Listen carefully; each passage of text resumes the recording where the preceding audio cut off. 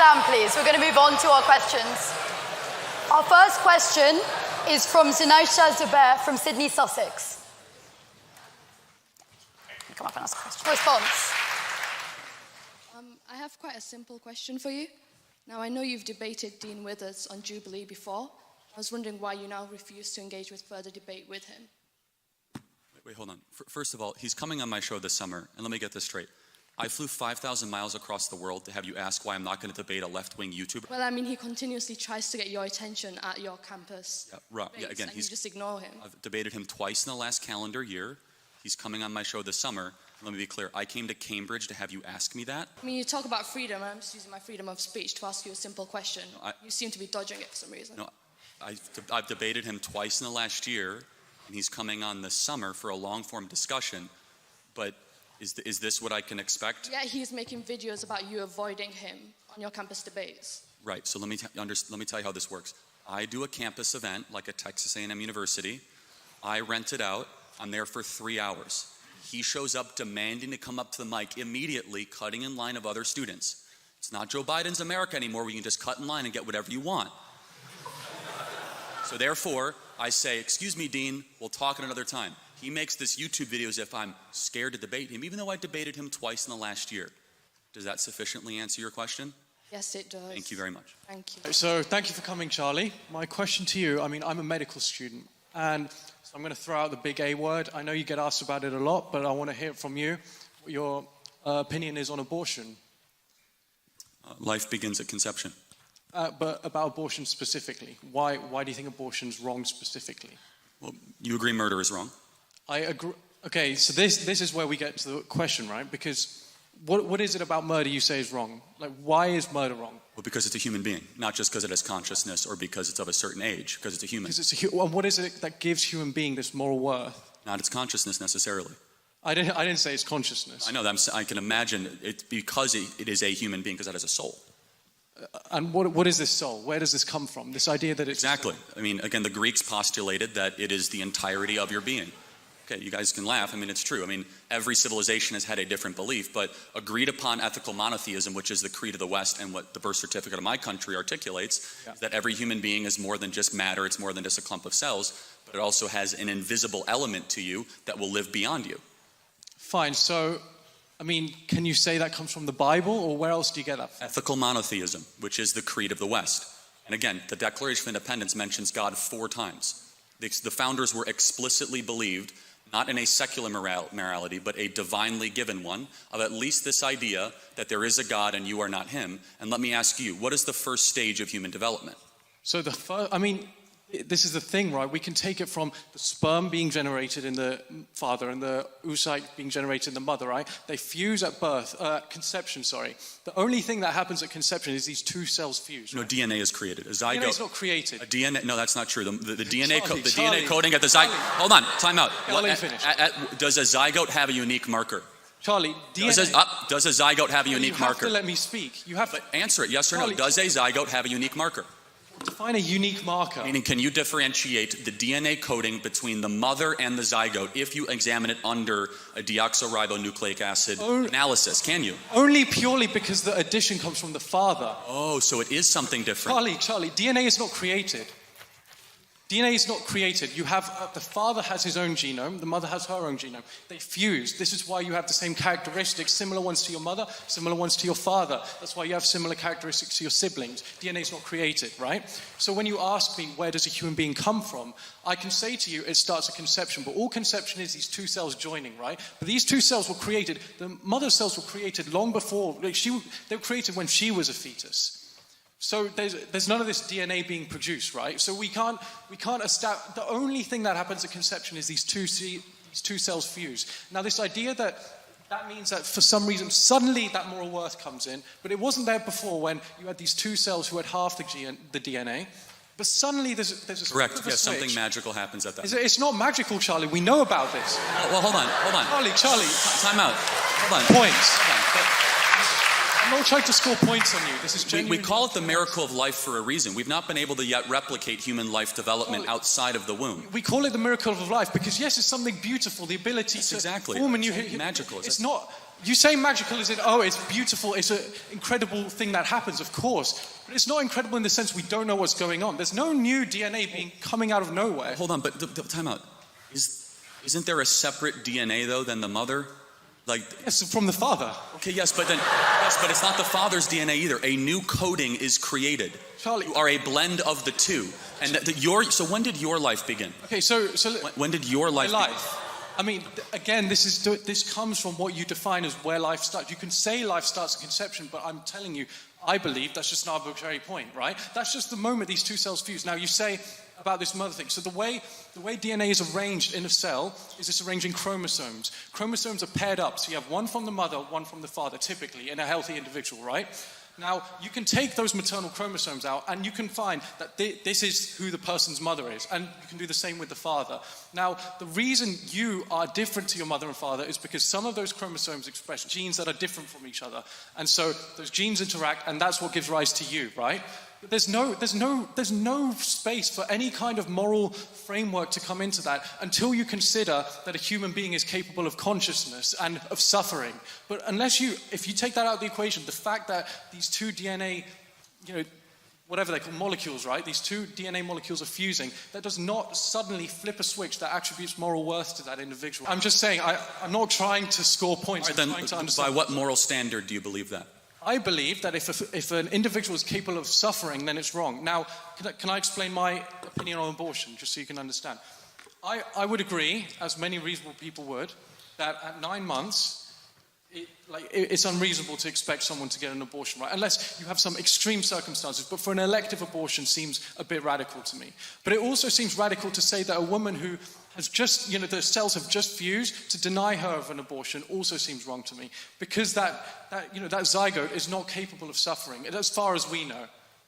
So by what moral standard? Is that just your opinion? Where did you get that moral standard from? Because suffering is a bad thing. We all know suffering is a bad thing. That's an objective fact, right? Well, hold on. So you do believe in objective morality.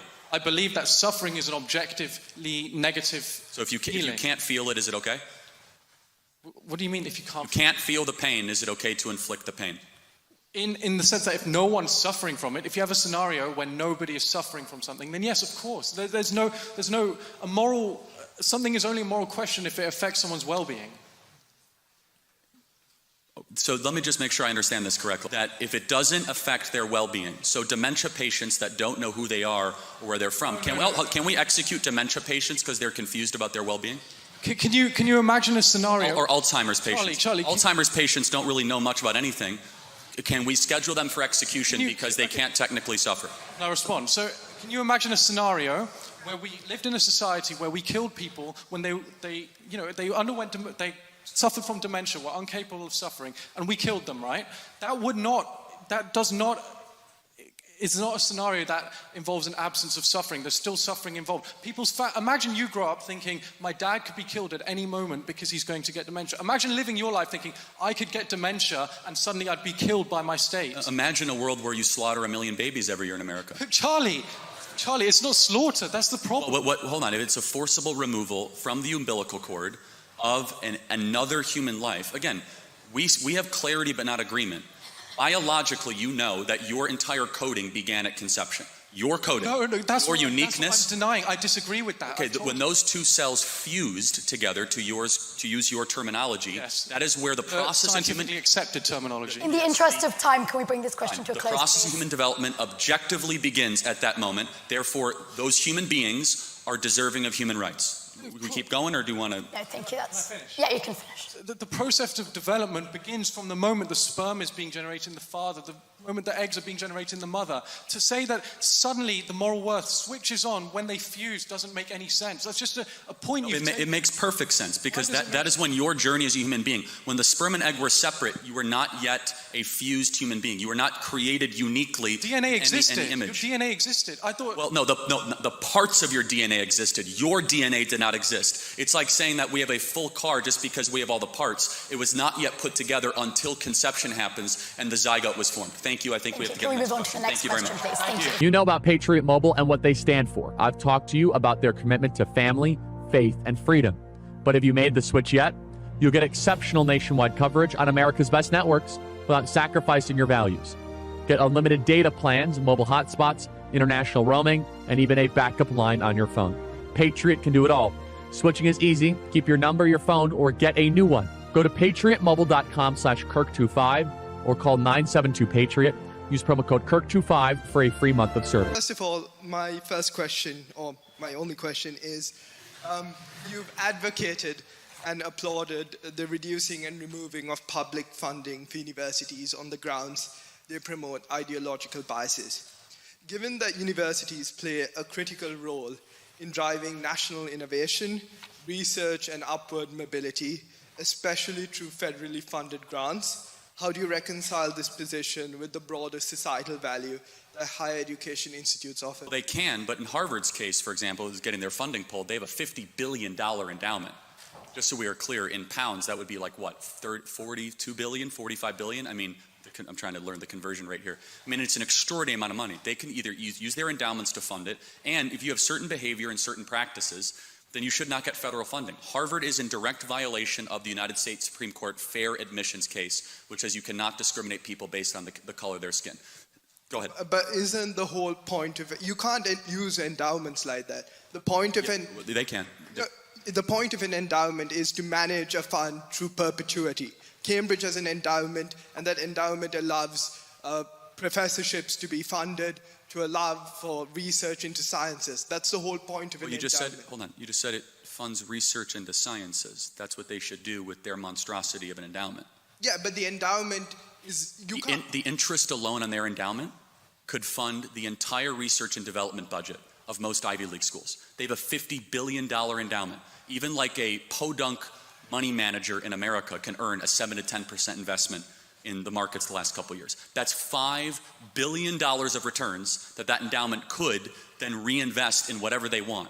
Instead, Harvard has become a hedge fund with a radical school attached. And I think that's very wrong for US taxpayers to continue to subsidize. But it's not just Harvard. You've called on colleges being a scam. You've constantly attacked higher education institutes. You've attacked liberal arts as a scam. For example, like a lot of conservatives, Peter Thiel studied philosophy at Stanford. Ronald Reagan studied sociology. A lot of them did study liberal arts, and you keep undermining these august institutions, which have provided a lot for society. Like society's backbones have been universities and higher learning institutes, and yet you keep attacking them. Well, they used to be largely, but again, I don't want to speak too much about this country, but in America, they don't represent fundamental American values. You know, Peter Thiel, after he graduated Stanford, wrote an entire book criticizing college and then paying people not to go to college. So Peter Thiel, who spoke at this very school, and you guys had a great conversation with him, do you know that he believes college is such a scam? He would pay people $100,000 a year for 20 years straight not to go to college. So not exactly a good argument in your favor. Peter Thiel, who got a philosophy degree, made billions of dollars, and has now forked over tens of millions of dollars for people not to go to US universities and colleges. Yeah, but it's not just Peter Thiel. I know, but you mentioned him, I didn't. But to complete the point is that... Thomas went to, did liberal arts. Look, in America, there are far too many people going to college. We need people to become welders, electricians, people that work with their hands. There is a major trade deficit problem in the United States. We have 11 million well-paying jobs that we cannot find enough labor for, and instead we have a lot of people going to university to go study North African lesbian poetry. It might sound good, but it doesn't necessarily, A, either development the content, the character, or the development of the soul, and B, it does not necessarily also give you the skills necessary. Some college is good for you. I'm a big proponent of Hillsdale College. Guys, can you please be quiet? I believe Hillsdale College is America's greatest college, and I'm a big proponent of that. But I would ask a question. In your own words, what do you believe the purpose of college is? It's critical engagement. But coming back to your point on lesbian poetry or whatever. North African lesbian poetry. North African lesbian poetry. So in the morning, I actually had a lecture on development policy. And one of the key authors on sort of development economics is Nussbaum, who talks about how liberal arts sort of engages you critically. And one could argue, even North African lesbian poetry, I don't think that's a degree, I think that's just a module within a degree, is... Maybe. Yeah. That makes you The fact you don't engage. know shows how rotten to the core universities have become. You're taking one example and telling conservative hordes of young people that college is a scam. College isn't a scam. I mean, I took my mum down to a pub just down the road where Watson and Crick announced college is a scam, then DNA wouldn't have been discovered. With cancer research. Yes, hold on a second. Yes, you're right. At this specific university, you guys split the atom. You had Sir Isaac Newton. You had some of the greatest minds of the West. I don't know about what's happening here, and I'm not going to criticize it. But at most colleges in the West, they've gone away from places of inquiry and appreciation of what is good and what is beautiful and into this incessant oppression Olympics of trying to deconstruct the core canon that is our birth certificate. I don't know if that's happening here. It's certainly... That's not true, though. In America, it is objectively true, okay? That isn't true. Again, no, first of all, they removed Western civilization as a core course in Stanford in the 1990s. They tried to bring it back with petitions, and the university said, no, teaching Western civilization is racist. Shakespeare is not taught at major, let me finish. Shakespeare is not taught at major universities across America because it's deemed as racist. I talked to some students earlier in the English department, and they said, hey, I'm studying Shakespeare. I said, that's refreshing because in a lot of US schools, they don't teach Shakespeare because he's called racist. You would be surprised at how wretched to the core some of these colleges have become in America. If you look at the Global Innovation Index, America, which is predominantly a lot of their majors are in humanities and liberal arts, they're number 2 on the Global Innovation Index. China is somewhere near 13. If you look at every metric, Fortune 1000 CEOs, 40% did humanities and liberal arts. There is a value in liberal arts, yet you're criticizing it. Yes, and I'm going to keep on criticizing it. Also, the vast majority of liberal arts graduates do not respect freedom of speech. That is an empirical poll. They increasingly do not have reverence or gratitude for the United States of America. They don't care about the core values of the U.S. Constitution. If you want to go to college, that's fine. But in our country, 40% of kids that enter college do not graduate. The kids that do graduate, half of them end up getting jobs that do not require any sort of college degree. There are all these made-up degrees. In America, I know it's different than the experience you might be having here. Your tutoring system here is objectively great. I'm glad you guys have it. The class sizes in America are 400 to 500 students, sometimes per introductory course, to go hundreds of thousands of dollars into debt, study things that don't matter, to find jobs that do not exist. And so let me just make one final point, is that, of course, some people should be going to college. But generally in the United States of America, it has become a racket of debt. It has become a burden and a place where we're actually not putting our best and brightest into the job field itself to be equipped for the jobs of the future. Instead, we have a lot of baristas at Starbucks with philosophy degrees. You also mentioned indoctrination. As per the Oxford Dictionary's definition of indoctrination, it means that you take a belief and you can't critically observe that belief. Turning Point USA has over 30,000 chapters, 3,000 chapters across US universities. So are you arguing that students, including conservatives, lack the critical thinking skills to sort of decide political ideologies, political beliefs, that they're so dumbfounded that they can't decide for themselves what's right and what's wrong, and that your whole premise is on the fact that students like us, we lack critical thought in deciding what is taught in schools? Again, I'm not using Cambridge as the school that I think of, but in America, we have millions of people that go to these massive state schools that have humanities departments that are not reading the great books, that do not have a tutoring system, that are unfortunately laced with the most anti-Western thought imaginable. I don't really quite following what one thing has to do with the other, why 3,000 chapters has something to do with your indictment. Maybe you can clarify, but I think we're out of time. You can clarify, but then we'll move on. In general, colleges should be a place that lift you up to what is good, true, and beautiful. To study the great things that have been, to develop your soul and develop your character. Character in Greek literally means like tattoo, to etched within you. Far too often colleges create ungrateful, pessimistic, and nihilistic revolutionaries that want to tear down what was before and instead have no alternative to build the future, and the West is suffering because of it. Thank you very much. Thank you. I disagree, but thank you very much. To meet you, Charlie. I hope you can understand first rule. I'm a little nervous. There's a very real chance I could wake up tomorrow, front page of YouTube. Charlie Kirk owns man bun idiot with facts and logic. So destroys. Yeah, destroys. Okay, so my question is, I agree that stable monogamous relationships often produce the best outcomes for society. But if that structure really works for everyone, why do we consistently see societies, once they become safer and more prosperous, move away from traditional monogamy? And why do so many marriages still end in divorce, even among people who generally try to make it work? And just one final framing there. If you believe in free markets because they are decentralized and they adapt to reality without top-down control, and given the individual ability to form healthy long-term pair bonds very significantly with factors like genetics and ecologically calibrated attachment styles, why do you reject top-down control in economics but not extend that same rejection to human behavior in terms of marriage? Okay, so the first one, the second law of thermodynamics answers your question, is that it's the law of decay. Societies tend to decay against the roots that created them. For example, as a side note, here in this country, you guys invented the idea of free speech. You brought it to the world. You guys do not have free speech in this country anymore. 30 people a day are arrested in the UK for inflammatory social media posts. Someone by the name of Lucy Connolly is currently facing prison time for a Facebook post that was critical of migrants. It is normal, unfortunately, for civilizations to get away from how they once operated and how they once were. Now, to your question, does that answer the first part of your question? You were saying, why do they get away from monogamy? I want to make sure I'm answering your question. I would say I don't feel that that's a full answer. Okay, so you're asking why do they get away from what works? Is that correct? Yes. Well, why do societies make this change once they become more prosperous? Oh, yeah, okay. I mean, because prosperity leads to degeneracy, for sure. That would be the answer. And so once you are prosperous, you tend to no longer have the moral guardrails or the limitations. Let's just say you no longer have delayed gratification because you have instant gratification, because you have a surplus of goods, and then you have a decline of a transcendent moral order. The second part of the question, can you remind me, please, what the second question was?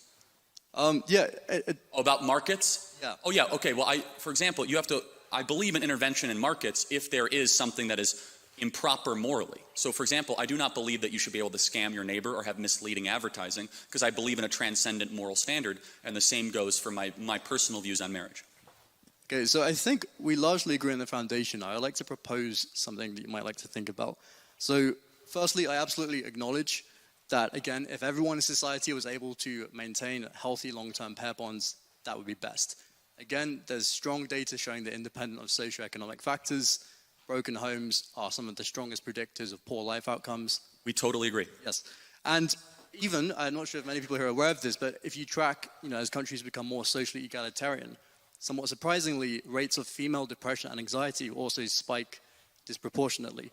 So I think one of the problems here is that when you try and impose moral absolutism, inevitably, again, due to variance in attachment issues, due to industrialized culture, absent parents, screens, raising kids, around 50% of adults in the West develop attachment disorders, which make it very difficult to maintain long-term pair bonds. And then additionally, you have things like variation in oxytocin receptors, in density, in shape, also in vasopressin. There are going to be, even if there's 5% of people who feel that these rules really do not fit them, they will push back. And this will create ideologies that then grow into more wider appealing ideologies, which then, lead to this change. I think this is what happened in the sexual revolution. It started with a push for female autonomy, and then it was almost morphed into a really exaggerated expression of pushing for maximizing individual freedom. And I think that when you try and impose moral absolutism this way, it just inevitably causes pushback. And I think if you were to, as someone with a platform, instead say, hey, monogamy is great, it works best for most people, but I also understand there are some people it doesn't work so well for, more people would hear the message that you want to push. Okay, thank you for that. That's an interesting. I've actually never gotten that question before. It's very thoughtful. Would you say you're against moral absolutism then? Yes, I would. Are you against that absolutely? No, I'm very open to having my mind changed. And so it's not an absolute thing? Well, I'm against moral absolutism. Are you against moral absolutism absolutely? No. Okay, so then you're consistent. So I think it's all just kind of, it's preference, not, it's about preference then. You could just basically do whatever you prefer. There is no transcendent moral order. Well, I think what you're doing, though, is slightly unfairly putting me into a loop, because I'm very open to having my mind changed. No, that's fine. What I'm saying, though, is that by definitionally, and this is something that will keep on coming back, you must choose what moral standard we live by. I'm very clear as to what moral standard. The lie of the West, of modernity, the last 30 years, is that we're going to have you live and let live, and there will be no moral standard. That itself is a moral standard, and it's a really bad one. And to your point, that yes, it creates more suffering, it creates more despair. And no, I disagree with what you say, and I respect the heart of which you're saying it. I will say that I have a moral obligation not to accommodate when people fall short, but instead try to lift them up towards the standard that is true and that I know that works. So where I'd push this is I'd ask you, you describe people falling short when they fail to engage in long-term monogamy. What do you think causes that? Why do you think some people struggle? Many reasons. Economic is one of them, but the biggest is the death of religion and the death of Christianity in the West. As America, I'll just talk about America. The UK is unfortunately far less churched than America. But as America has become less churched, so many of these social ills rise. So one thing I would say, I study the evolution of behavior, in particular sexual romantic behavior. If you track all the different hunter-gatherer cultures that we can study, and we track how agriculture shapes things, you see that ecological conditions really reliably predict the prevalence of monogamy, certain marriage systems. And what I think is what we refer to as attachment issues. They seem to be an ecological calibration to an environment. In environments that are more unstable, it's less optimal for an individual to grow up with a tendency to rely on long-term pair bonds. And I think there's a mismatch with the modern world, again, coming back to industrialization. There are so many people who raise kids as absent parents. Daycare is massively linked to attachment issues. This then causes people to struggle to bond long-term. And then again, coming back to the genetic part, there's again real research showing that especially vasopressin mutations and oxytocin mutations, some people really just do not have the proclivity for this. What brings stability? Because you say stability is a good thing, and what would bring stability? So first of all, I would say we had what you might consider stability in the previous century, and then it became unstable. And then things, why? I'm saying because moral absolutism was imposed. Moral absolutism was lost. You see, modernity rose. We started to teach our kids moral relativism, and we got rid of moral absolutes. So it's the opposite. So why was it lost? Was it lost because people stopped pushing from top down? Start bringing this question to a close. Why was it lost? That's a question for far smarter minds. I can only tell you that it was. In America, it's honestly one of the worst decisions, not just worst ideas ever, which is modern feminism, largely from Betty Friedan's feminist mystique, which acted as if every woman who's in a monogamous marriage in the States is in some sort of tyrannical environment. And it has led to the women of the West being the most miserable, most depressed, most suicidal, most prescription drug addicted cohort on the planet. And I think we need to appropriately challenge feminism and tell young women that it's okay, in fact, it's courageous to get married and have children again. I think it would solve a lot of our problems. So I'm a feminist. My question is about the role of women, though. What should women's role in public and private life look like, and what are the material benefits of that? Well, thank you for that. Can I take it? I don't even want to take this detour, but can we both agree on what a woman is? Yes. An adult human female, it's a biological state of being that is also socially experienced. Can I please elucidate just one example of that social experience? Yeah, I was going to answer your question, but sure, go ahead. Yeah, okay. So let's say you're a member of a tribe, and that in that tribe, you have the biological female anatomy, and in order to become a woman in that tribe, you have to also get a tattoo. That's a social experience that's mapped onto biological reality. So can a woman have a prostate? Can a woman have a prostate? Biologically speaking, a woman is an adult human female that has a biological reality, but it's also social experience, right? So I don't... Yeah, it's super easy. Like, can a woman have a prostate? So as per my definition of woman, I would say that people who have a prostate are biologically male, but they can sometimes be socially treated as women. Okay, got it. So women can have prostates. Got it. Okay. So you're a feminist that actually isn't just fighting for women, you're also fighting for men. So, yes, men also experience harms from patriarchy, but I argue... We're talking about the same feminism, though, just make sure. Yeah, sure, go ahead. So, men also experience harm from patriarchal domination, but I would argue that those harms come from that system of domination itself. In the same way, for example, this isn't a threat, but if I reached across and punched you in the face, then my hand might hurt, right? So, are we understanding that there are, patterns of power? So, I would also fight for the rights of men as a feminist, just as I would fight for the rights of women. Sure. You think women are happier than they were 40 years ago? I think I would have a few responses to that. I think that women report more stress and dissatisfaction today because, not because they have more rights or because of feminism, but because they're under dual pressure to both excel professionally and also because of the domestic labor in homes that is structured around outdated expectations. So, for example, studies like the OECD's Better Life Index show that women's life expectancy, education levels, professional achievements have risen in countries with higher gender inequality. So I would argue that what you're calling unhappiness is actually visibility, because now we hear women expressing dissatisfaction, whereas in the 50s, we prescribed them Valium and we lobotomized. That's really rich. I didn't know women not to complain 50 years ago. That's funny. So, We've always no, hold on a second. Why are suicide rates going up more for women? I think that Forget encourages... complaining. Materially, women are killing themselves more. Why is that? I think that even if both men and women have become unhappier, men's suicide rates have risen as well, and that's also been exponential. Can you at least concede that feminism offers only one potential explanation? There could be also other explanations. Of course, obviously, but feminism is the glaring thing in front of us where we have fertility rates down, we have marriage rates down, we have unhappiness up, and we did something in the 1960s out of the universities of Brady Friedan and Gloria Steinem and all these feminists that basically said, you're trapped in a home, go get a job, freeze your eggs, take birth control, and all of a sudden women are way unhappier than they were 40 years ago. And I just have to ask the question, why is that? Is it working? And maybe there are biological differences between men and women that we should respect, and that deep down a lot of women want to get married and have children. In fact, we should applaud it, and we should support it, and we should say it means nothing if you're going to go be a CEO of some shoe company or be some banker in London. What matters if you raise children and you have something to pass down long after you're gone. I think I would bring 2 points to that. The first one is just really simple, which is that you can ascribe liberalism all you want as the cause of the unhappiness.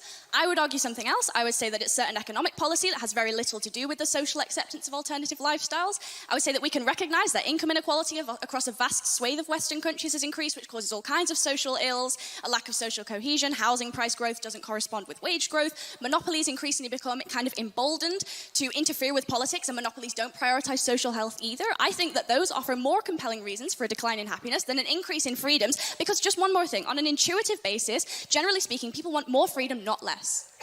Okay, so if that's true, why is it, do you agree that the happiest women in the West are married with kids? I would have to look into it, but Every I think there are certain study shows, right? there are certain and studies objectively that we know that, right? The women with kids are not the ones tearing down statues, right? They're the ones that actually have obligations. Does tearing down statues correspond to some kind of smiles per capita data set that I wasn't aware of? Again, it's like, it's a little bit of a one-liner. The happy and the grateful. The happy and the grateful usually don't go burn down Wendy's in their spare time, of which we saw in our country all throughout a single summer. But as a side note, you would agree, objectively, study after study, survey after survey, that the women of the West that are married and have children, especially a lot of children, are far happier than even the ones that earn more money correlated at the same age. So I also don't think that happiness is a very good metric, and neither do you, because you think gay people shouldn't just pursue happiness by being gay. They have other moralistic considerations to be making. So I don't think smiles per capita is a particularly convincing way to measure whether or not we should encourage women to be autonomous. I think we should maximize agency within a fair system that has reasonable parameters because it's expedient, it's good for the economy, it's logical, it's the moral thing, because if we can't prove the material harms, we shouldn't discourage it. And also, self-reported studies is a really flawed way to do psychology. It's the week before my university exams right now, and I'm standing here explaining the basic methodology behind survey collection in sociology, which you don't even think is a real subject, to Charlie Kirk. If I took one of those surveys right now, I'd check extremely miserable. But so would a Palestinian child who's been torn to smithereens. How are we going to measure? You would say extremely miserable? No, I'm kind of making a joke. No, I mean, but seriously, like, but hold on. I mean, like, that's an important point, though, is that the women in the West have it the best in the world, and yet they're way unhappier than women of sub-Saharan Africa. There's something fundamentally wrong here. Because the women of sub-Saharan Africa have something that a lot of women in the West do not have. The women in the West have cats, and they have good jobs, and the women of sub-Saharan Africa, they have a belief in the divine, and they have kids. And maybe there's a biological undercurrent that is keeping a lot of women from realizing their full potential. And so without reading your phone and just like, connecting. I'm not really reading my phone. Well, it's fine. Sure, then you can answer without it. Fair enough. Would you agree that it's a good thing that more women get married and have children in the West? I would ask you, would you say that a sub-Saharan African woman who's experienced female genital mutilation and checks extremely happy in a survey, and I also would check extremely happy in a survey, who do you think would be objectively more happy, even if they both check the same answer? No, again, so I fully, if you want to talk about how Islam mistreats women, we could talk all day long. Like, I'm all for that. Me too. Okay, good. So we agree. Yeah, absolutely. We actually have agree agreement. on many things. And we should shut off Muslim immigration to the UK, right? We totally agree. I think that all religious fundamentalism is bad, and if you take that logic, we should also not allow evangelical Christians into the UK either. Hold on. So hold on a second. Hold on. That's funny. Hold on. Can you show me what would your example, because I have 50, of a single Christian country that you would say mistreats women, right? America. Oh, really? Yes. We had a female woman vice president. We had a female vice president, a female speaker of the House. Women earn more than men in America. In Rwanda, female representation in government supersedes the UK by quite a lot. Did women get treated better in Rwanda? Okay, I might be super off this. Like, is Rwanda Islamic? Like, I'm not totally sure. I don't think it is. Like, is it? Like, I don't know, actually. It's not. So, again, we were just talking about Islam. It's a little bit of a side note. But you must be morally clear, because you brought up female genital mutilation, which is a teaching of the Islamic faith. But as a side note, like, again, this is very important, which is, I'm not here to require you to do anything or not. I'm making a simple observation, which is objectively true regardless. The women of the West are miserable, and they're miserable for a reason, because we've told them to suppress how they are made by God and pursue something else and get a bunch of trinkets and get a bunch of promotions, and they end up at 38 years old with a big flat in London, and they're miserable. And we should tell them to stop freezing their eggs and start finding their partner earlier and have lots of babies. Yeah, okay, I think I'd bring two just final points to this. First one is just really intuitive, right, which is that if you actually care about women's happiness, then the solution is to structurally support them. That means universal childcare, shared legally enforceable parental leave, and in Nordic countries where women have high workforce participation and also some state support, they report higher life satisfaction than in more conservative countries, including America. So if your metric is happiness, just use satisfaction surveys. You just told me they're BS. So are satisfaction surveys bullshit or not? Because you told me they're bullshit. Do you acknowledge satisfaction surveys or not? You just told me that they're BS. Do you think they're we can use that as data? I don't think that yes or no? It is the only sole data set, but it is a data set that necessarily you told me they're so matters. flawed and you self-report. Okay, by the macro self-satisfaction data, I am correct. And you are right. When you have paid family leave, you are happier. I'm actually a proponent of that. At Turning Point USA, we pay for 6 months when somebody has a child. I think there's a lot of agreement we can have on that. We need to encourage having more children. I think the Hungarian child policy is phenomenal. We should look at that, because the greatest thing that is plaguing the West is we're not having enough kids. And it's not just bad because we won't have a future. It's also bad because the present is awfully miserable for too many women as well. Okay, in which case I think we get... Do I start bringing this to a close, please? Okay, I think just one final thing, which is that in which case we get to a really interesting argument about what parts of womanhood can be demarcated to the social and what kinds of womanhood can be demarcated to biological. So, for example, my anatomy is demarcated to the biological, but the fact that I might potentially be a better nurturer than a man, I would demarcate that to the social, you might demarcate that to the biological, in which case we have differing moral scales of value. I would ask why we should necessarily prioritize your moral scale of value, which prioritizes things like the birth rate, when in actual fact there are various other moral scales of value. And if you yourself are a free market American, why is it the case that you would not, like the previous speaker noted, I've already answered extend personal freedoms towards all spheres, including a private sphere? I believe in absolute truth claims, and it's absolutely wrong and bad when a society stops having kids to replace their own population. And then you have to import the third world and you become the third world. It's bad.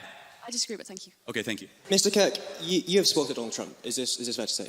You've supported Donald Trump and have been quite vocal about this. Supportive of Donald Trump. Yes, sir. That's right. One of his main domestic policy agendas has been Doge, trying to drain the swamp, get rid of the grift, ensure that we have a more functioning, more efficient federal budget. According to the Financial Times yesterday, Donald Trump and Elon Musk, among others, have cut roughly $37 billion from the federal government budget. This is a contested figure, of course. Some of these have already been paid out, etc. It's likely to be lower, but they've assumed about $37 billion. On the top of this, he has engaged in and tried to push tax cuts for the ultra-wealthy that would amount to several $100 billion in terms of tax breaks for the wealthy. Along with this, he has cut money-making institutions, such as the Department of Natural Reserves and all this kind of thing, that bring in about $40 billion, it costs about $5 billion, and the IRS, which brings in a huge amount of money relative to the amount of money it spends. With all of this in mind, is it not fair to say Donald Trump has engaged in a smash and grab for the ultra-rich, for the billionaires that stock his cabinet, for all these people against the modern Americans that you claim to represent? Okay, how much do you know about his suggested tax plan? Pardon? His suggested tax plan? Some. I wouldn't say I am the world's He has foremost suggested expert. to raise taxes on the wealthy 37% to 40%. What about federal income tax? Capital gains. He's the first. Capital gains will stay where it is, but he's the first Republican president that we have since George H.W. Bush that's recommending to raise taxes on the ultra-wealthy. Number two, a lot of those cuts, I wish would be even more than $37 billion, have not yet been full realized. In America, again, I don't know how applicable this will be, but the people watching online, he's advocating for no tax on tips. So when you get tipped, we have a big tipping culture in America. He's advocating for no tax. I can understand where you're coming from here, Charlie. I can see why it's popular on the face of it. Donald Trump and Republicans of his ilk claim that the federal budget is something we should be very considered about, and the debt, and the cost of maintenance on that debt. Even if we don't regard any sense of tax increases or tax reduce on the ultra-wealthy, the fact that he is engaging in and defunding money-making institutions such as the IRS exacerbate and increase this problem of debt dependency that the United States has. It is now the largest single problem in the federal budget. Why would you support a man that is exacerbating this issue he claims to care about so much? Right, I was answering the question. I mean, first of all, his suggested budget cuts $1.5 trillion. I wish it should be even more. So that is not true. No, it is. It's okay. You could look it up. $1.5 trillion would be the equivalent of cutting the entire American military budget and a half. Where is he getting? This is number essentially pulled out. Again, it's $1.5 some would say where the sun doesn't shine. Again, the way that we do budgeting in America in a reconciliation process is over multiple budget cycles. So we're doing 3 budgets this year. I don't know how interested people will be in this. Okay. But it's wonky. But again, it literally has $1.5 trillion through this reconciliation process with the largest middle class tax cut in history. I wish the cuts would be even more. Also, to say he's just doing the pandering of the ultra-wealthy, he's advocating for raising taxes on the ultra-wealthy. We'll see if that materializes. That is an income tax. The ultra-wealthy generally do not take a large portion of their income from an income tax and take it instead from capital gains. Well, fundamentally, increasing an 8% tax on Elon Musk, who takes like $10,000 as a salary or something stupid, will not make any material difference. This is a straw man argument, and it is obfuscating from the fundamental issue.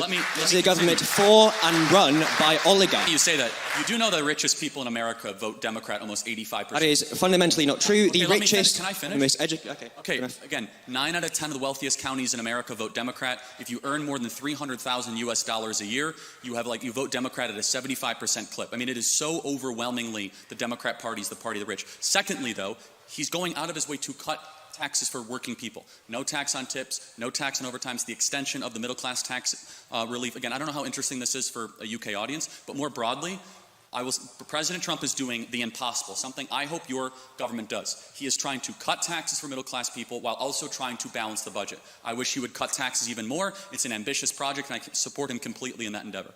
The extent to which he's attempting to balance the budget is not necessarily true, given that the budget is currently at a higher deficit this current year, as it was at any point under Biden, or I think any other president in history.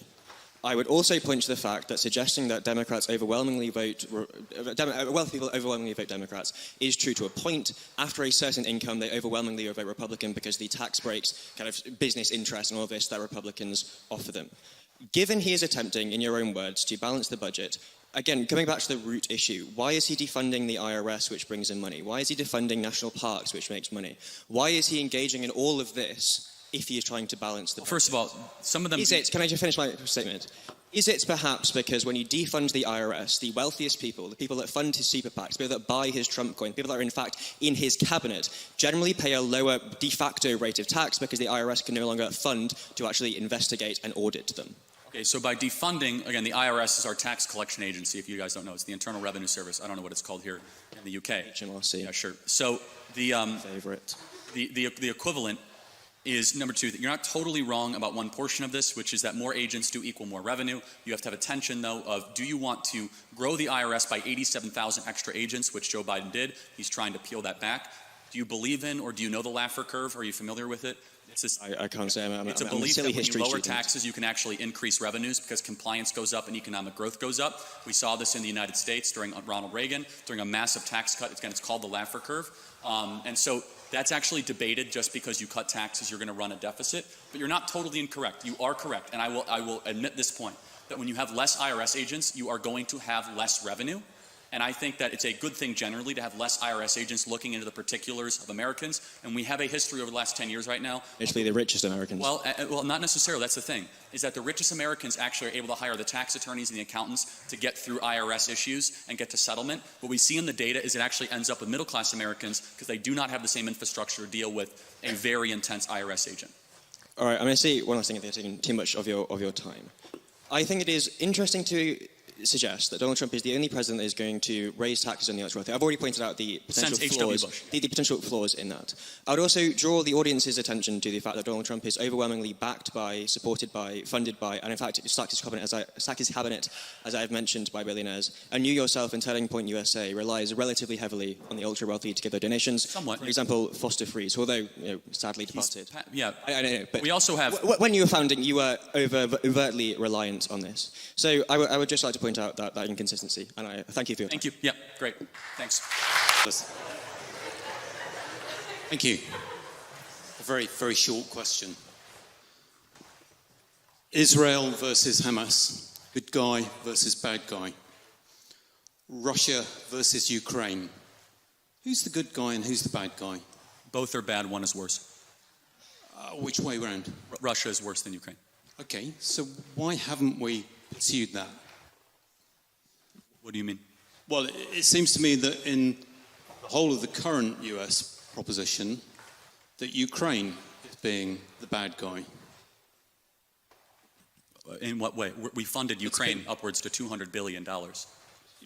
Absolutely, but... We just signed a mineral deal with Ukraine, not Russia.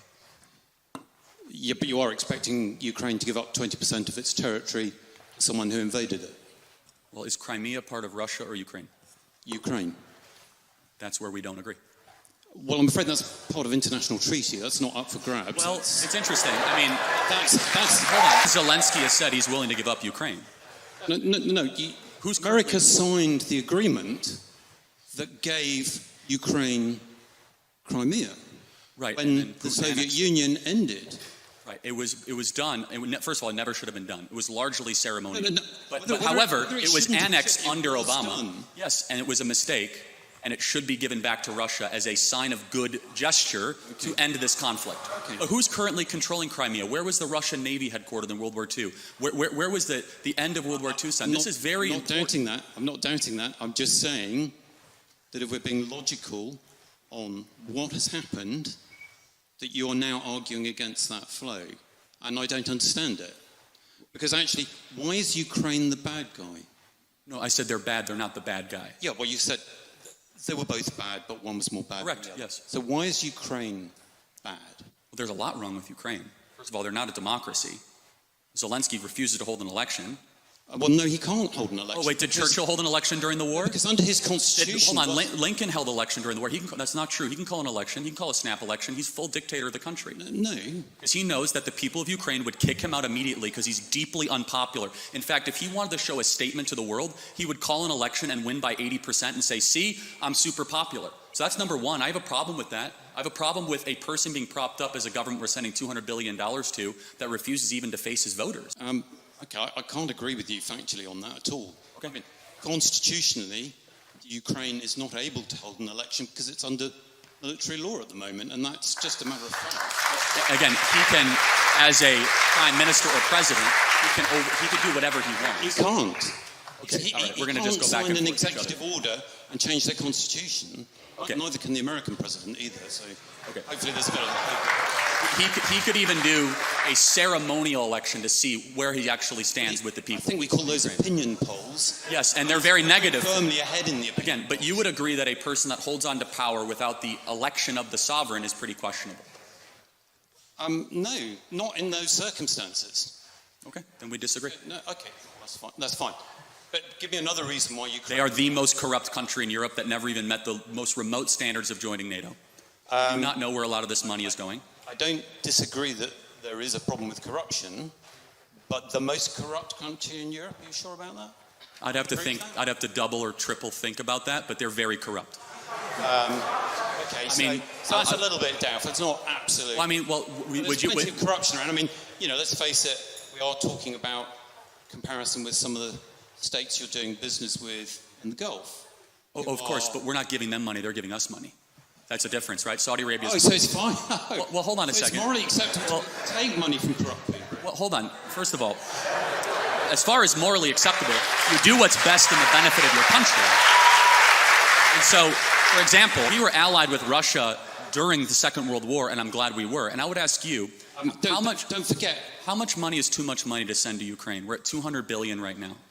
I don't think you have to send any more money to Ukraine. We agree. I think you have to agree to support them as a free country and perhaps sell them weapons, like you're very happy to sell weapons to less free countries. And I think Europe will pick up the slack, as we ought to. And I don't disagree with some of the comments about Europe not looking after its own security. I just don't get this approach, which was supposedly to end the war quickly, which now seems to be elongating it, and in doing so, throwing up a smokescreen of very variable facts, if they are facts at all, about how things occurred, which actually isn't helping things. And if people can't see that Putin is stalling, I'm just really I agree surprised. with you. I think he might be stalling. And therefore, and I think even your president has acknowledged the fact that he thinks he might be stalling. That's correct. So we don't have a disagreement there. No, we don't. No, We just have a disagreement about the efficacy of tactics. And we don't know. And I'm willing to say we could be wrong. No. Oh, well, of course you could be wrong in life. Yeah. I mean, we could all be wrong. But actually bringing that war to an end consistently actually isn't going very well. And I would just suggest to you that whatever tactics have been used are perhaps not the best. And they are certainly inconsistent with what's going on in the Middle East and how America has been treating parties in the Middle East. But I've had enough of your time. No, that's a fair contention. Thank you very much. Thank you very much indeed. Thank you. The question that we've got time for today is from Sammy McDonald from St John's College. Good evening, Mr. Kirk. You've obviously devoted a lot of your life to electing, keeping in power Donald Trump, and you did so partly because you said Trump would put Americans first and take them out of foreign conflicts. Should we see how that is going at the moment? Currently, Trump has just accepted a $400 million debt from Qatar, which we're assured is perfectly above board.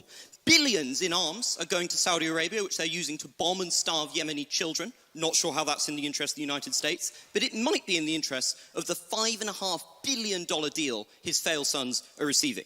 At the same time, this great president of peace has greenlit mass killings not just in Yemen, but in Gaza, where he greenlit an invasion called Operation Gideon's Chariot, with the express aim of wiping out the Gazan population. You promised to put America first. Haven't you and your ilk sold America out? No.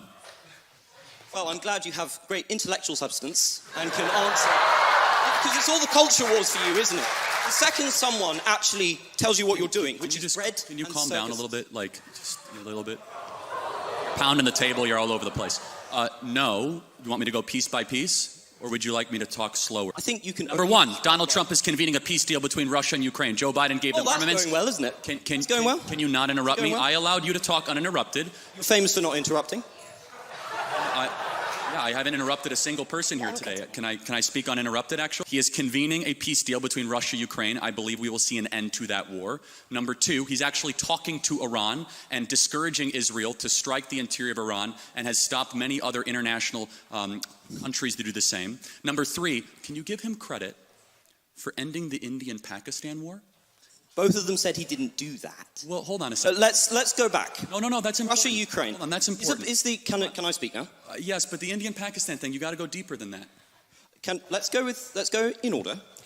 Is a peace summit where the main person in question, Russia, doesn't show up? Is that a success, Mr. Kirk? I'm not even sure. I'm not even sure. Is that a success? Well, again, these are ongoing negotiations. And it's a lot better than when your Prime Minister, Boris Johnson, went alongside our Secretary of State, Tony Blinken, to Istanbul and unnecessarily blew up a potential Russian peace deal, which has resulted in hundreds of thousands of dead Ukrainians, one of the great unnecessary wars of the modern era. Donald Trump believes in conversation and police through strength. He has been president for well over 120 to 130 days, and he has already ended a war between two nuclear conflicts of India-Pakistan. He has secured our own U.S. southern border while we were being invaded by foreign powers. And thirdly, he is brokering a potential settlement with Iran that will prevent a major escalation in the Middle East. And finally, it is very difficult, but I believe they'll get it done, that will finally see an end to the Russian-Ukrainian war. I'm just going to disregard the enormous lies you just put out there about Russia and Ukraine. Okay. But do you really think leverage, negotiations work if you cut off all your leverage and scream at one party in the Oval Office? Don't you think that has just emboldened Russia? Because look at the approach. Putin thinks so much of your glorious president, he can't even be asked to show up. You have elected, or help elect, somebody who is at best an idiot and at worst is deeply corrupt. Okay, again, so Trump and Putin had a 2-hour phone call today. You'll acknowledge that's a good thing. The pursuit of peace can sometimes be a winding road, and it's a lot better than sending hundreds of billions of dollars further into the killing fields of eastern Ukraine, something that tragically both the UK government and the US government has been unnecessarily supporting for a couple of years. President Trump wants to see a brokerage, an ending of this settlement. I pray we can get it. It's very complicated because of the mess that Joe Biden left, which was an active kinetic war with a nuclear power sending American-made missiles into the interior of Russia. So President Trump has already ended a war. He's ended an invasion. He's only 130 days into this. And I believe, we do not know. At this point, we are merely speculating, which I think we should not spend our time doing that, because eventually one of us will be right. I believe we'll be right, and I believe we'll see an end to this war. Can we just talk about 100 billion's worth of weapons? Because you dodged my question on what was going on in the Middle East, where Trump has just signed enormous arms contracts with Saudi Arabia and with Qatar. And I noticed you ignored the fact that this might have had anything to do with the blatant corruption going on through the Trump coin and going on through giving the very competent sons of Donald Trump billions of investment from Saudi Arabia and Qatar. This is something that is directly embroiling Americans into conflict, but is importantly killing many innocent people. Those nations have been known to terrorize innocent civilian populations. So if you're coming to me and you're objecting to America selling weaponry, why are you defending shilling for the Saudis? Well, hold on. One is sending weaponry, one is purchasing. Secondly, you do know that the biggest purchase that was announced was commercial airliner, 737, $100 billion. We've heard of Qatar Airways. They purchased $100 billion of commercial airways. You are right, there were some weapons contracts. But I guess the question is, would you rather have Saudi Arabia buy weapons from America or China? I'd rather they not have American weaponry at cut price rates. See, I disagree. Let's talk about Qatar for a second. Okay, fine. You mentioned Qatar. You've been talking a lot about Hamas and the evils of Hamas. Can I ask you, who's the main funder of Hamas? Well, the Palestine... State? Well, the West actually funds Hamas. No, which state? Well, Iran funds... No. Also, where are the Hamas leaders? And also Qatar funds Hamas. Yes. It is a combination of international relief organizations. Is this a state we should have a $400 million jet with the President of the United States on it? Hold on. First of all, it was not given to him personally. I understand the optics of it, but it was not given to him personally. It was given to the U.S. government. And under that standard, no U.S. government should ever receive any gifts from any foreign countries whatsoever. It's not given to him personally and not a violation of the... Why is he trying to transfer it to his personal library? He is. Actually. Okay, again, he sent out a statement. This is way too in the weeds. If you want to keep on going we can. It's not in the weeds. It's a fundamental moral principle. Okay, so under that fundamental moral principle then, can you acknowledge, though, that President Trump is getting more done in a less period of time than any president we've seen, while our prior president did not even know what year he got elected? You understand the contrast here. What aboutism again? I'm not a defender of Biden. I'm not saying President Trump is far better than the predecessor. You have to defend the person you spent millions to elect. I will defend every day of someone who ends an invasion. That's all you do, who brings down the price of oil, who is revitalizing the American economy, who's brokering peace, who stopped the potential nuclear war, who is bringing Iran to the table and bringing Russia to the table, someone who does not want armed conflicts with the greatest powers of our time. I will defend that endlessly. What are you defending? In a fantasy world of your own creation. So it's quite hard you to can engage say that, with. But then disprove it. Let's check on how Trump is doing in terms of diplomacy. Look, with the war in the Middle East, do you think it was a defensible decision to tell the Israelis you wanted Trump Gaza to agree for Israel to invade the Gaza Strip and to continue to murder thousands of innocent children and civilians in a pointless war? Is that in America's interest? Is that in humanity's interest? Well, first of all, you should know something about Trump. There's something, if you realize with Trump over the last 10 years, he is quite the social media user and uses hyperbolic language at times. But let me ask you, in the conflict of Israel versus Hamas, who's the good guy? I believe both Hamas and the Israeli government are evil, but I think also that there is no justification. Are they equally? There is no justification for the murder and mutilation of thousands of innocent people and children in a futile... Let's zero in on it. There is no justification, Mr. Kirk, for invading hospitals, for bombing innocent populations and dragging out a war which is damaging Israel and the West's security. You've made that point, but... Well, it's not a point, it's a moral truth, isn't it? Okay, yeah.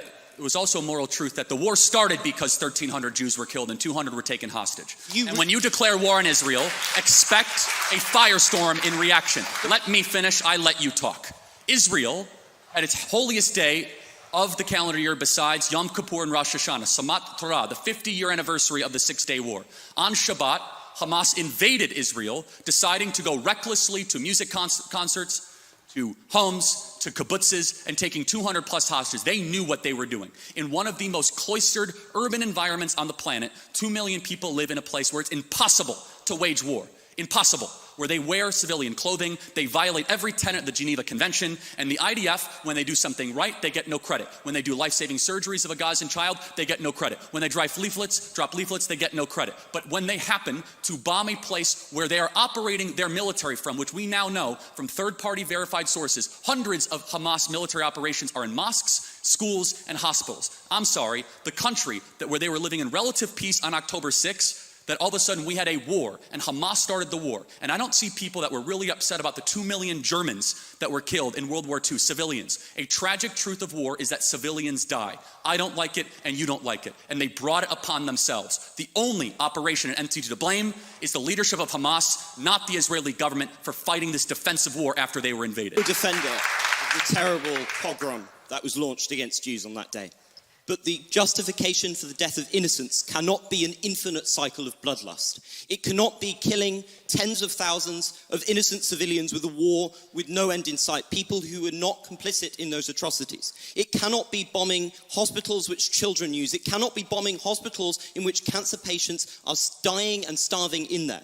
The deaths that have been inflicted, nobody knows the true toll, but somewhere between 50 and 100,000 people lie dead under the rubble. And what is left for Gaza except for to continue to suffer under Hamas? Because it turns out Netanyahu's political strategy has not worked. It has entrenched Hamas within the territories. To be a Christian, I would have thought, Mr. Kirk, would never have involved suggesting that the price for an atrocity must be an infinite cycle of bloodlust, that innocent people and the young population must be killed to avenge some kind of providential Christ. How can you call yourself a Christian? Well, you just did. I want to make sure we get our moral clarity straight before we proceed. No one likes what's happening in Gaza. No one with a heart or a soul or a mind likes when kids die. But you must understand who started the conflict so that you could end it correctly. And until Hamas brokers an unconditional surrender, of which they are unwilling to do, they could release the hostages and drop their weapons and their lives would be spared. Instead, they are using children of Gaza as cannon fodder, financed by the Iranian mullahs and dragging the entire world into this conflict. So I don't even know what we're debating at this point other than I believe that Israel, I believe the facts, Israel was unconditionally attacked on October 7th. They're responding in kind. And I would just ask you a very simple moral question. How should Israel have responded? Not with the blanket carpet bombing of a city, not with bombing hospitals. Of course, some kind of military operation might have been necessary, but not murder on this scale. There is no justification for what is happening with the enormous death toll that is being produced. I really cannot see how you come here and you have the gall to lecture us on Christian morality and then sit here and justify the murder of thousands of civilians. And is it working, Mr. Kirk? Is Hamas dismantled? I've never said that. You just did. Well, no, this is your whole in thing. war, these are called casualties of a war. We're going to need to stop bringing this Again, to a close. I'm not going to justify every military maneuver of a 100,000 person army. Instead, what I will do is I'll be clear that there is a good guy and there is a bad guy. I honestly... Isn't that the morality of a child? Well, instead, hold on. It's interesting you say that, because a child who knows that Israel is the good guy, Hamas is bad, has a lot more wisdom than a student like yourself at Cambridge University. I will be glad that I will not have been somebody who has defended the genocide of the Palestinian people. And I think you will have to reckon one day that you have reckoned with... Interesting. I want to close on this. So can you tell me what African country is currently ongoing a civil war? Believe it or not, I know about Sudan because I'm not an idiot. How about what Southeast Asian country has an ethnic cleansing going on right now? Myanmar. Good. And you have strong opinions on both sides? Foreign policy and to come to conclusions. You are a culture warrior. I believe when everything is done, Mr. Kirk, people will see you and the people you've supported as corrupt, as selling the country out to the lowest bidder and of doing irreparable damage to a country I'm sure we all deep down love. The difference, I think you will have to reckon with that difference, one, Mr. Kirk. Difference is when we get our way, we'll still have a country, and your country will be a third world hellhole.